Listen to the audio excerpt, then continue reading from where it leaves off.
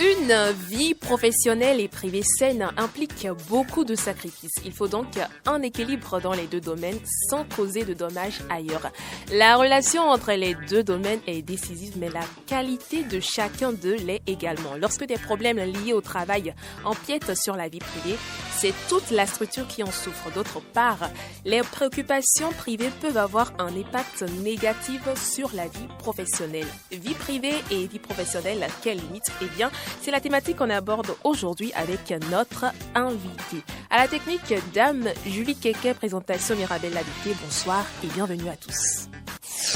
Embarquons dans la nouvelle dimension. Bouclez votre journée en beauté.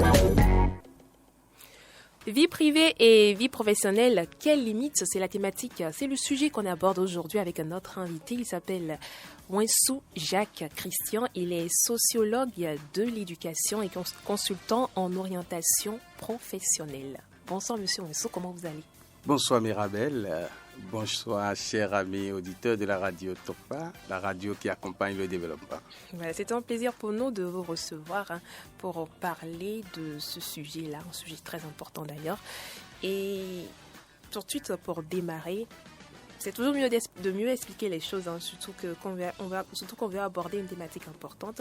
Alors quand on parle de vie privée et ensuite on parle de vie professionnelle, qu'est-ce qu'on entend par vie privée, qu'est-ce qu'on entend par vie professionnelle? Merci Mirabelle, rassure-toi, le plaisir est partagé, que je me retrouve encore ici dans votre studio pour partager en fait les fruits de nombreuses années de recherche, peut-être avec les amis auditeurs. C'est un grand plaisir. Et vie professionnelle et vie privée. Je pense qu'il faut d'abord savoir ce que c'est que la vie, avant d'aller dans les embranchements professionnels, privés et autres. Qu'est-ce que la vie? Si on définit mal déjà la vie, il sera très difficile de trouver la définition d'une vie privée ou d'une vie professionnelle. La vie, en réalité, est un processus. La vie est un processus, c'est une organisation de la matière qui évolue de la naissance à la mort, du début à la fin, de la création à la désuétude, selon la matière. Autrement dit, pour une profession, donc il y a début et fin. Pour une vie humaine, il y a naissance et mort. Pour une entreprise ou bien une création artistique ou en matière, il y a la création, c'est-à-dire le jour où vous lui avez donné naissance et le jour où ça ne vous sert plus, donc la désuétude vous laissez. Donc comprenez donc que la vie, c'est un processus qui s'organise entre les deux bornes, les deux extrémités, naissance et mort, début, fin, etc. Si c'est bon que nous sommes d'accord sur ce point, la vie privée, c'est donc ce qui organise une personne humaine dans son intimité depuis sa naissance jusqu'à la mort. Autrement dit, la vie privée d'une personne est le droit à l'intimité de cette personne. C'est en quelque sorte sa tour d'ivoire, où cette personne peut se retrouver seule à elle-même pour évaluer ses choix, pour se revoir elle et elle-même. Autrement dit, se revisiter dans sa vie socio-professionnelle. Voyez-vous? Oui. Donc, dans ce grand univers, il y en a lui et lui-même, et il y a lui et les autres. Et c'est dans lui et les autres, donc si on va dire cette personne, donc c'est dans elle-même et les autres qu'on verra maintenant la vie professionnelle. Donc la vie professionnelle sera définie donc comme l'organisation du quotidien de la personne par rapport à une activité génératrice de revenus qui lui permet d'assurer ses besoins. Si déjà la vie privée est l'organisation de la personne humaine dans son quotidien face à son intimité, la vie professionnelle n'est rien d'autre que son organisation qui lui permet de trouver de quoi vivre. Pour résumer, la vie privée donne naissance à la vie professionnelle et la vie professionnelle lui donne le sens. Pour une personne, donc, sa vie privée donne la vie professionnelle et la vie professionnelle donne sens à la vie privée. Donc voilà ce qu'on peut retenir. Voilà. Alors, est-ce qu'il y a un rapport entre la vie privée et la vie professionnelle? Quel est ce rapport-là? Qu'est-ce qui lie la vie privée à la vie professionnelle? Eh bien, c'est ça que je viens d'annoncer déjà. La vie privée et la vie professionnelle organisent et gèrent la vie en général de l'individu. Une personne humaine a besoin d'intimité. Et tout ce qui régit son intimité, tout ce qui donne sens à sa vie personnelle dans son cocon est privé. Mais ceci n'a de sens et ne vit mieux que dans la vie professionnelle.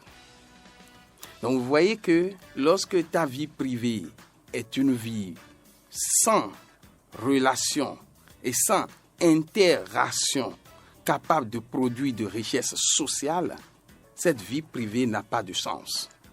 L'homme est né pour travailler, disait l'autre, comme l'oiseau pour voler.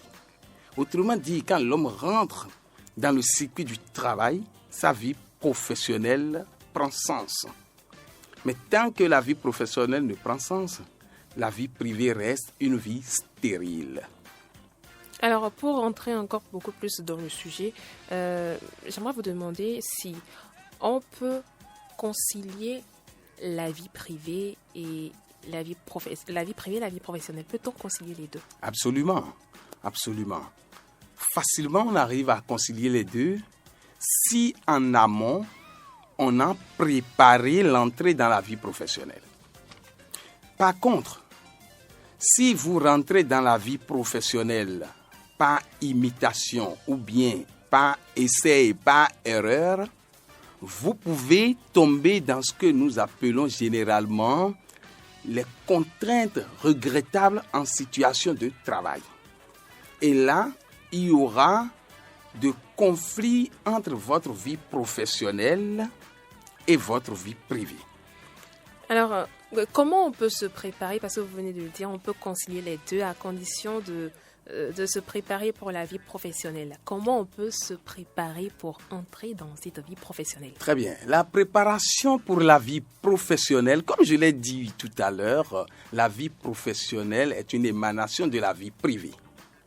La préparation pour la vie professionnelle commence déjà depuis la naissance. Et n'oublions pas que j'ai défini la vie comme un processus qui commence depuis la naissance jusqu'à la mort. Donc la vie professionnelle, si ça se prépare depuis la naissance. Autrement dit, jusqu'à ce que la personne humaine n'ait 12 ans, 13 ans, c'est les parents qui lui inculquent la notion d'une vie professionnelle, entre griffes. D'où l'orientation déjà de l'enfant à partir des cours préparatoires, à partir de la première, deuxième, troisième année au lycée, on l'oriente déjà vers une vie professionnelle. Quitte à ce que, à l'âge d'adolescence où la raison prend corps chez la personne humaine, ceci soit confirmé ou changé selon les aspirations de cette personne-là et selon les difficultés existentielles que cette dernière vit en ce moment-là. D'où l'orientation professionnelle. Donc, préparer la vie professionnelle est tellement important que les parents doivent conduire les enfants qui demain seront des citoyens du pays producteur de richesse sociale, car ce n'est que dans la vie professionnelle qu'on produit de richesse sociale. Donc, si les parents n'arrivent pas à préparer et à orienter vers l'enfant qui, à 18 à 19 ans, sans orientation, veut rentrer dans la vie professionnelle, suivra tout simplement quelqu'un qui a réussi devant lui ou devant elle et cherchera à faire la même chose. En ce moment-là, j'ai l'habitude de dire qu'on rentre dans la vie professionnelle par imitation. Ce n'est pas forcément ton expression que tu es en train de faire dans cette relation sociale. Tu es en train de faire ce que l'autre a fait et tu as cru que c'est bon. dans ces conditions, tu pourrais te trouver en difficulté. Et lorsque ces difficultés vont advenir, si tu n'as pas quelqu'un pour te conseiller, tu pourrais rester jusqu'à faire toute ta vie dans cette profession avec des difficultés, avec des maladies à répétition, jusqu'à ce qu'à la fin de ta carrière, tu ne te trouves comme résultat de vie professionnelle que tes pensions ou ce que tu as gagné sur le plan financier. La vie professionnelle n'est pas seulement pour de l'argent comme gain. C'est beaucoup plus pour le bien-être de la personne humaine et son épanouissement. Voilà pourquoi la vie professionnelle doit être préparée. Une vie professionnelle non préparée est un danger pour la personne et un danger pour la société. Alors, je vais essayer de revenir encore sur cette même question, toujours pour avoir beaucoup plus d'éclaircissement.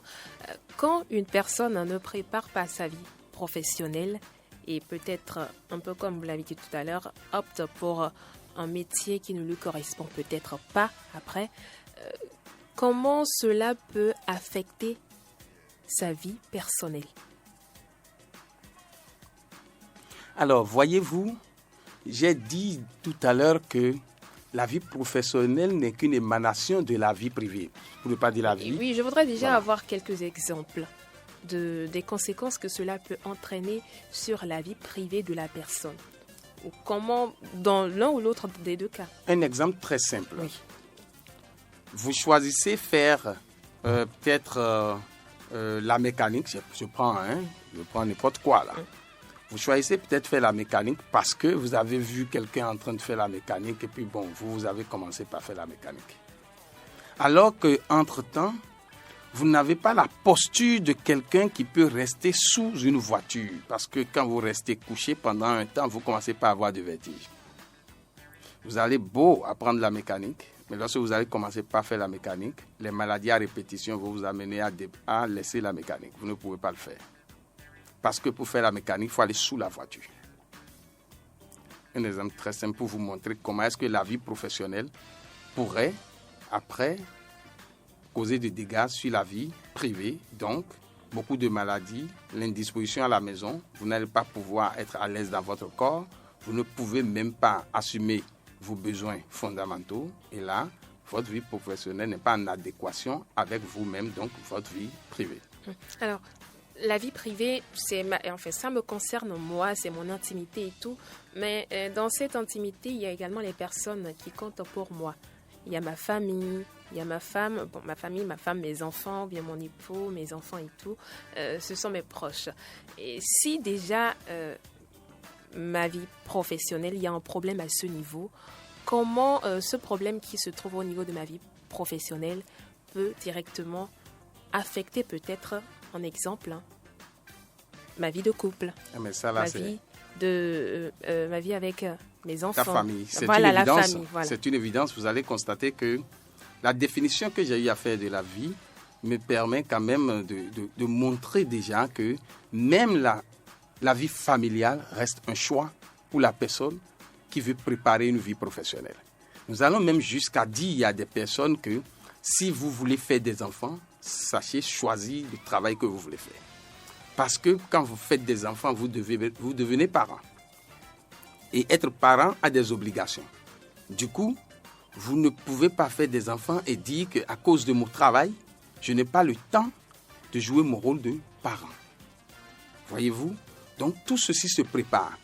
De la même manière qu'on prépare l'entrée dans la vie professionnelle, on prépare l'entrée dans la vie familiale.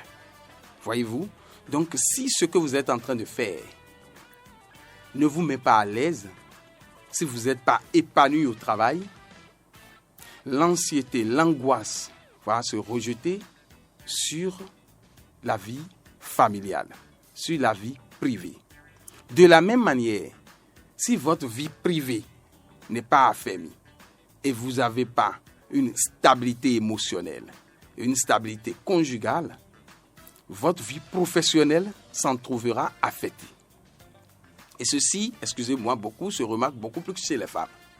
Avec les femmes, en général, Je vous explique, la femme est beaucoup plus émotive. L'émotion est beaucoup plus chez la femme que l'homme. D'accord. En général, avec la femme, l'expérience a montré que une femme dont la vie professionnelle marche bien et porte beaucoup de rendement a une vie privée stable. Par contre, si la vie privée n'est pas stable et maîtrisée, on ressent sur le rendement de la vie professionnelle de la femme. J'ai pris l'exemple là pour vous montrer un peu comment on peut comparer la vie privée et la vie professionnelle, et c'est beaucoup plus visible avec nos mamans, nos sœurs, qu'avec les hommes, parce que les hommes arrivent à s'évader, à faire beaucoup plus d'efforts pour embrouiller un peu la claire vision de ce que je viens de dire, mais avec les femmes, c'est beaucoup plus évident.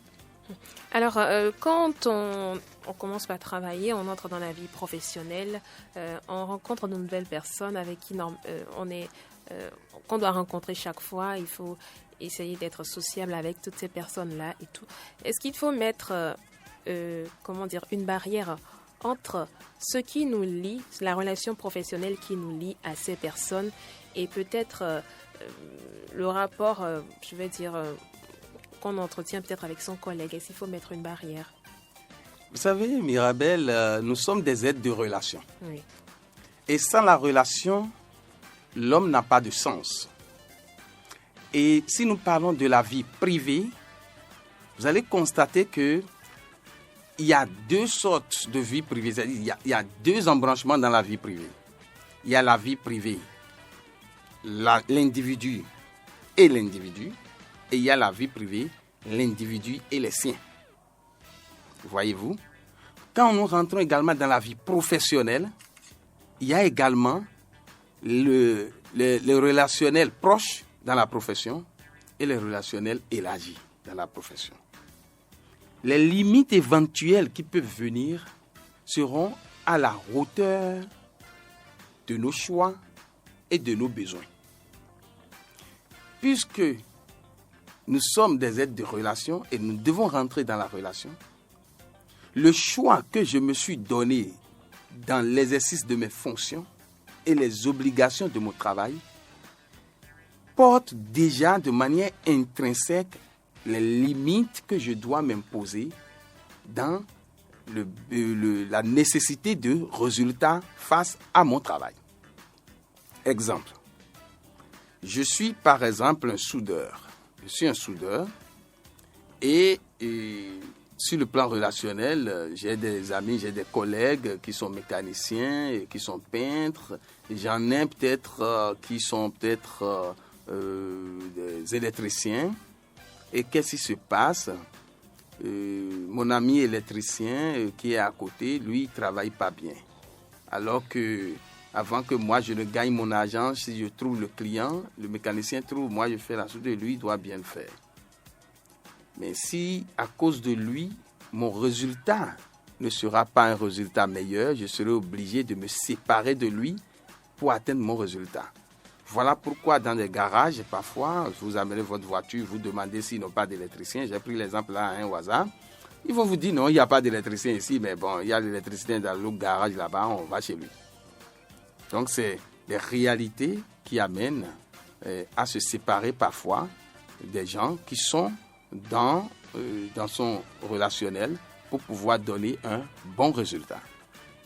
Alors, on entend parfois, il y a des personnes qui viennent au boulot, certainement parce qu'ils ont passé une nuit blanche ou peut-être parce que ils se sont peut-être disputés avec un frère, une sœur ou peut-être avec le conjoint, viennent au boulot avec de mauvaise humeur. Voilà.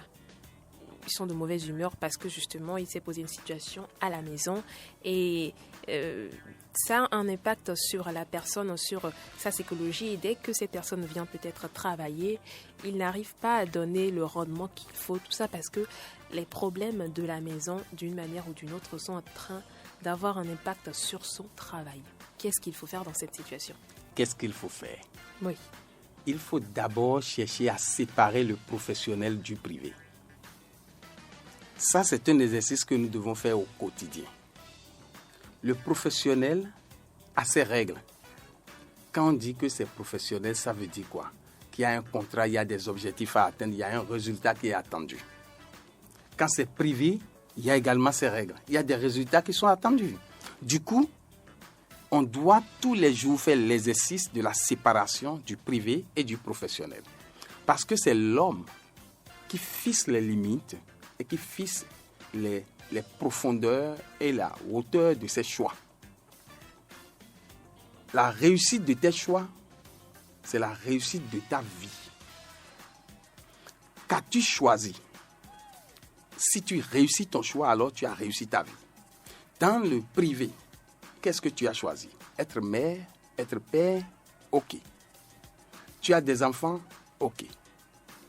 Tu veux héberger ton frère, ta soeur, ta tante, ok. Ce sont des choix que tu as opérés. Et pour réussir ta vie privée, il va falloir que tu essaies de réglementer ces choix que toi-même tu t'es donné librement. Et la réussite de ta vie dépend de la maîtrise et de la bonne marche de ces choix-là que tu as opérés.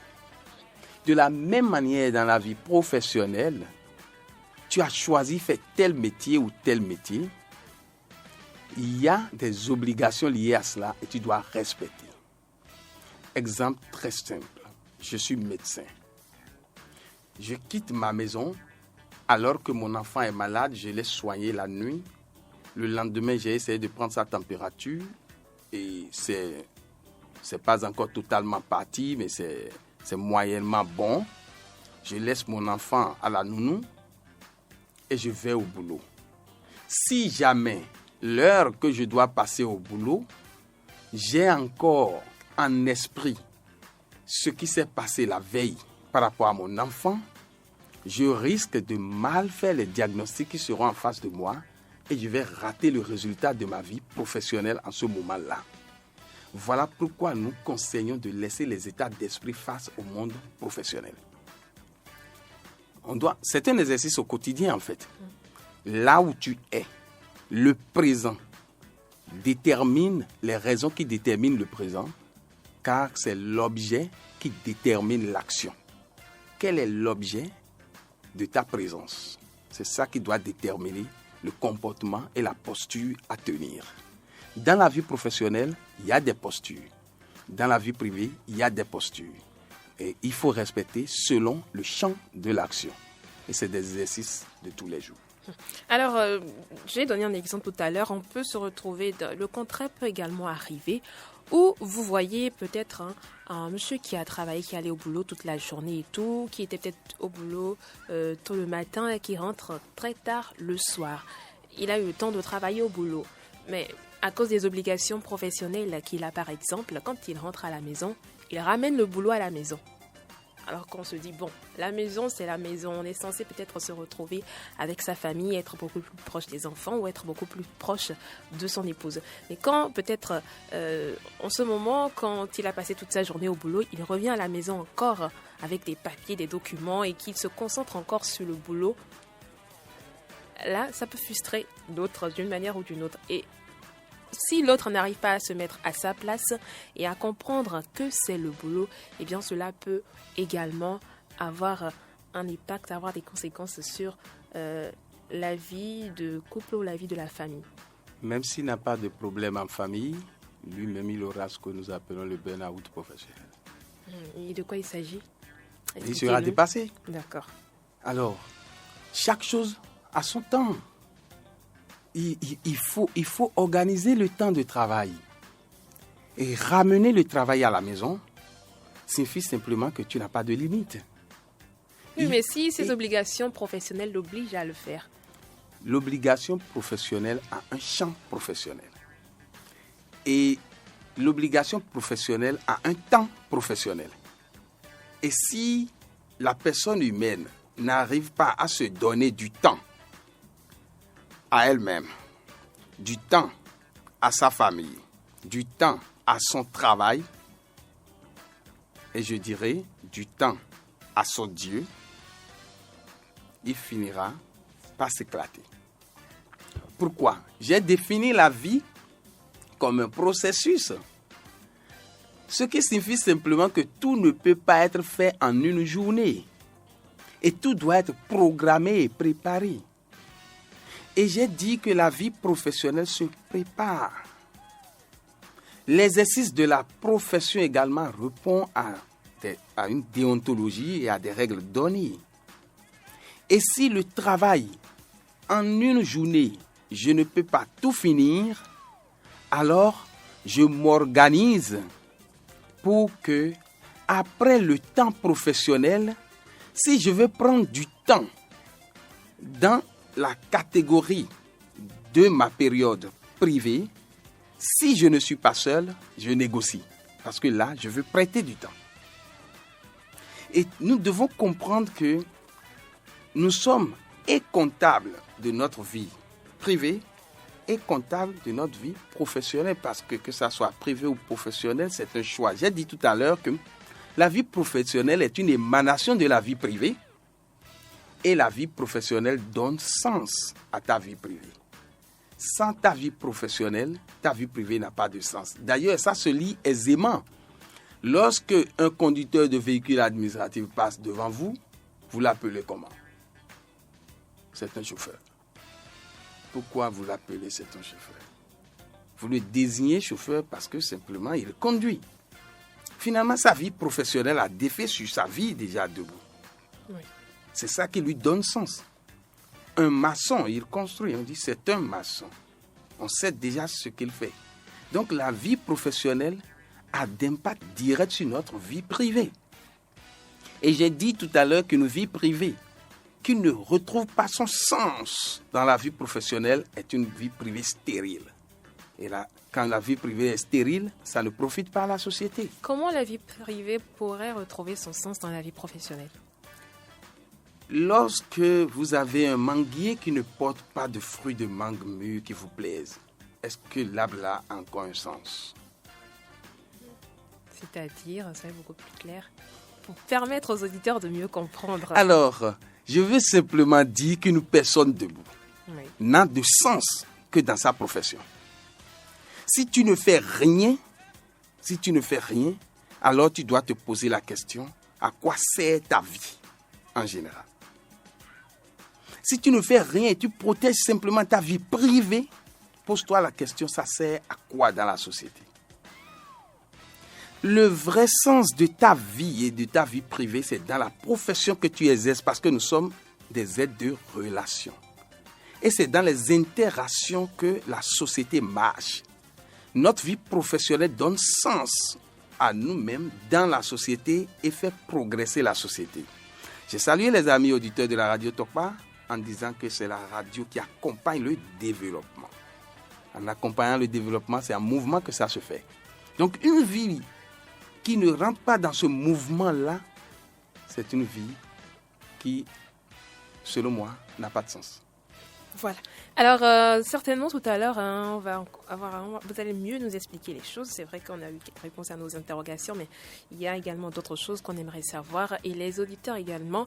Mais bien avant, Dame Julie Kéké, on va rapidement faire une petite pause. Alors, je rappelle que la thématique qu'on aborde aujourd'hui, c'est la vie professionnelle, la vie privée. Quelle limite, justement, quelle limite entre la vie professionnelle et la vie privée? Et notre invité de ce soir, c'est Monsieur Wensou Jacques Christian. Et je rappelle, il est sociologue.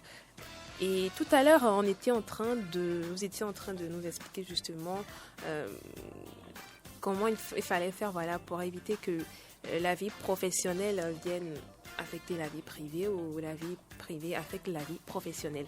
Alors, j'aimerais savoir, quelles sont les erreurs à éviter pour que la vie professionnelle n'affecte pas la vie privée ou pour que la vie privée n'affecte pas la vie professionnelle? Alors, Mirabel, les erreurs à éviter, il faut d'abord mettre chaque chose à sa place. Il faut, dès que vous avez l'âge de responsabilité, vous savez, de manière classique, à partir de 20 ans, à partir de 23, 24 ans, c'est l'âge où on commence par prendre la responsabilité.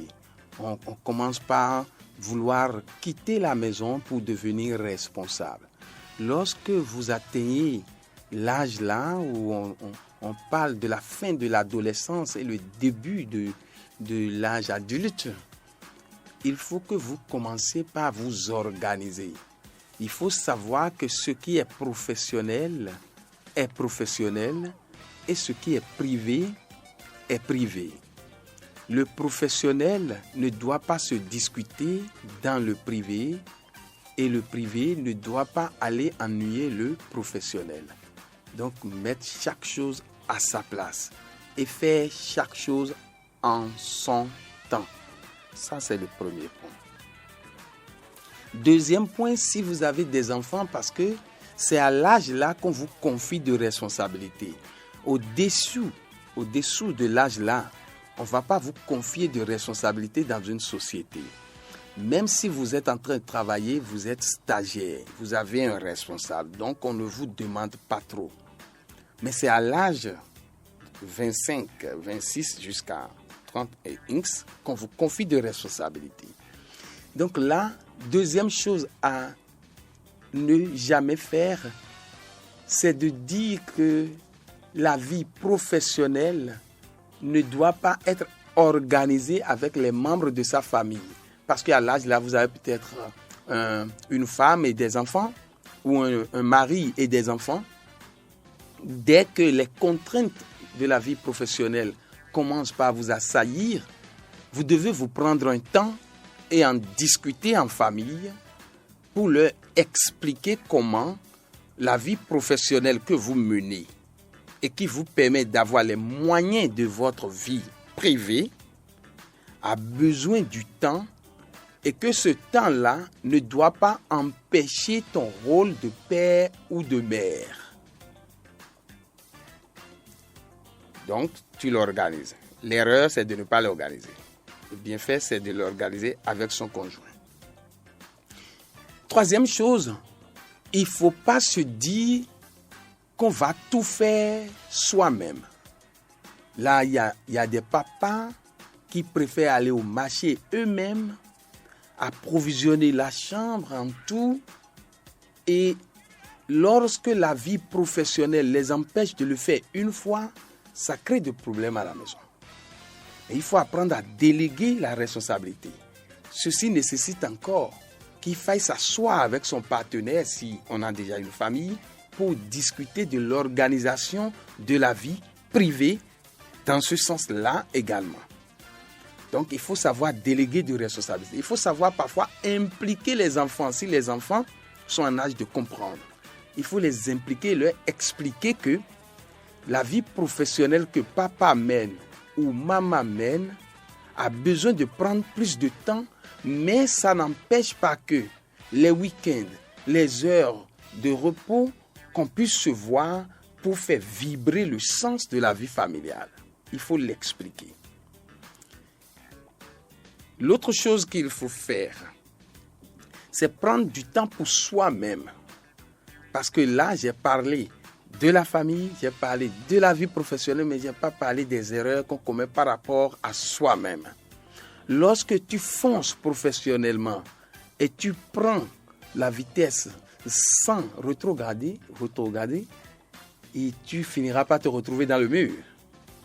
Donc toi-même, tu as besoin de prendre du temps pour te ressourcer, pour te réinitialiser en quelque sorte, pour pouvoir trouver d'énergie pour la vie professionnelle et pour la vie privée. Si tu ne le fais pas, tu seras anxieux. Et les problèmes que tu vas rencontrer à la maison, tu vas croire que tu es en train de faire du bien à tes collègues et arriver au travail, bouf, tu vas commencer par parler. Je me souviens lorsque j'étais au collège, j'avais un professeur, quand il vient, il commence par bavarder de la maison. Et entre nous, on se disait, bon, c'est un polygame, hein? Il vient nous rabâcher les oreilles avec ce qu'il a. Donc voilà, si vous n'arrivez pas à maîtriser votre vie privée, vous allez interférer. Ça va interférer, la vie privée va interférer sur la vie professionnelle. Et dès que vous avez un petit problème dans votre vie professionnelle, vous allez en rencontrer non seulement à la maison, mais dans la rue. Vous rencontrez un ami, vous allez commencer par parler. Ça, c'est le manque de contrôle et de la maîtrise de chaque compartiment de la vie. Le privé reste le privé, le professionnel reste le professionnel et le soi-même, son être personnel doit être protégé pour pouvoir jouer le rôle du privé et le rôle du professionnel. Je répète en disant que c'est le professionnel qui donne le sens au privé alors que le privé produit le professionnel. Donc, il ne sert à rien de venir me raconter ces histoires personnelles au boulot ou bien les soumettre à son supérieur ou à son patron pour lui expliquer que voilà, j'ai telle situation à la maison, j'ai tel problème de famille. Parfois, peut-être, on le fait en se disant que quand une situation va se poser, il va comprendre peut-être que c'est parce que j'ai tel problème. Je ne sais pas si vous comprenez un peu. Je vous comprends, Mirabel. Vous savez, ça, c'est une autre dimension. Si le patron a la posture d'un leader, oui. Si le patron te présente déjà les caractéristiques de quelqu'un qui peut t'écouter et t'accompagner, d'un coach par exemple, il y a le concept manager, leader, coach obligatoire maintenant pour les patrons. Et c'est lui d'ailleurs qui t'amène à lui parler. Ce n'est pas toi qui commences par débattre. C'est lui qui constate que son collaborateur ou sa collaboratrice ne donne pas suffisamment comme il ou elle avait l'habitude de donner. Et il se rapproche de ce collaborateur-là pour lui demander qu'est-ce qui se passe. Et dans un privé, patron, collaborateur, vous discutez. Ça, c'est différent. Là, c'est un leader. Là, c'est un coach. Là, c'est un manager qui veut le bien de sa structure et qui veut récupérer un collaborateur qui a de difficultés. Mais si ce n'est pas dans ce cadre et le collaborateur qui vient le matin simplement regarde avec les collègues, commence par papoter au détriment du travail, non, c'est des erreurs à ne pas commettre. Ça ne donne pas du tout. Ce n'est pas bien pour la personne même, ce n'est pas bien pour les collègues, ce n'est pas bien pour la vie privée de cette personne-là. Alors, quand on n'arrive pas à mettre une barrière entre sa vie personnelle et sa vie professionnelle, sa vie professionnelle et sa vie privée, que ce soit votre vie privée à vous-même ou encore si c'est lié à la famille, quand on n'arrive pas à le faire, quand on a du mal peut-être à gérer ses émotions, parce que tout le monde n'est pas en mesure de gérer ses émotions quand on se retrouve dans une situation donnée. Quand on est confronté à un problème comme ça, qu'est-ce qu'il faut faire pour ramener l'équilibre? Si on en est conscient, oui, il faut demander de l'aide. Si on en est conscient, on demande de l'aide. Mais si on n'en est pas conscient, alors on ne sait pas qu'on est en train de faire du mal, et à soi-même et à son entourage. Mais dès que vous en prenez conscience, vous demandez de l'aide. Si vous ne voulez pas demander de l'aide, vous commencez par vous organiser. C'est l'organisation personnelle qui essaie de limiter ces genres de choses. L'essentiel, c'est de faire l'effort d'en prendre conscience. Si vous n'êtes pas conscient, vous ne saurez jamais que vous êtes en train de faire quelque chose de mauvais. Et la prise de conscience de cet état des choses permet déjà la guérison et la mise de chaque chose à sa place. Mais si vous n'êtes pas conscient, ça continue. Et c'est ce qui se passe souvent. Et la personne qui n'est pas consciente, même si vous voulez l'aider, en voulant discrètement lui dire « Viens, va demander de l'aide », si la personne n'est pas consciente, Mirabel, la personne ne va pas vous prendre au sérieux. La personne ne va pas vouloir corriger. La personne va continuer dans ce sens, ce qui n'est pas bon. La meilleure chose à faire, c'est de mettre chaque chose à sa place. Mais quand on ne le fait pas, c'est déjà, je ne veux pas parler de pathologie, c'est déjà un mal. C'est déjà un mal. Maintenant, quand on en prend conscience, celui qui prend conscience de sa maladie est déjà guéri, à moitié. Donc, si on n'en prend pas conscience, voyez, on ne peut pas savoir ce qu'il faut faire. Alors, j'ai quand même une question à vous poser, une autre. Quand peut-être on reçoit des coups de fil, au boulot, des coups de fil qui n'ont aucun rapport avec le boulot, par exemple, et que c'est peut-être une urgence à la maison. Est-ce qu'il faut tout de suite se dire, parce que je suis au boulot, je ne devrais pas répondre à ce coup de fil parce que ça pourrait déjà, je suis en train de travailler et là, je pourrais peut-être, ça va me ralentir pour mon travail. Et encore un autre exemple de l'autre côté, peut-être, je suis à la maison avec ma petite famille, je passe du temps avec mes enfants et avec mon épouse, ou peut-être, si c'est une femme, je passe du temps avec mon époux et mes enfants. Je reçois un coup de fil. Dans ce moment-là, cette intimité-là avec ma famille, je reçois un coup de fil peut-être du boulot. Est-ce qu'il faut se dire, je ne vais pas répondre parce que je suis à la maison avec ma famille, je ne veux pas mélanger vie professionnelle et vie familiale. Mirabel, vous avez posé un problème sérieux. Ça là, c'est un cas pratique et ce qui se passe partout et aujourd'hui, c'est ça. Vous savez, le besoin professionnel le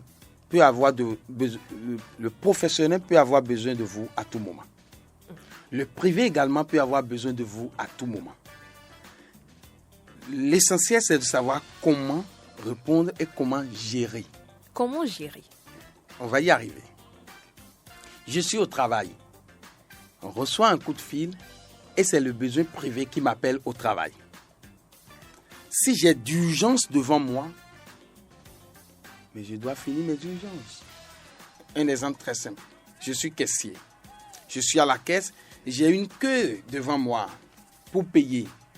Et le téléphone sonne. Entre griffes encore que, professionnellement, on ne doit pas décrocher son téléphone privé en étant en situation de travail. Ça là, c'est une erreur que nous commettons souvent. En situation de travail, le téléphone privé est désactivé. Mais voilà que tu ne l'as pas désactivé, c'est avec toi. Et en situation de travail, on t'appelle, on t'a dit que ton enfant est tremblant ou bien on a besoin de toi à la maison. Si tu savais que c'est la vie professionnelle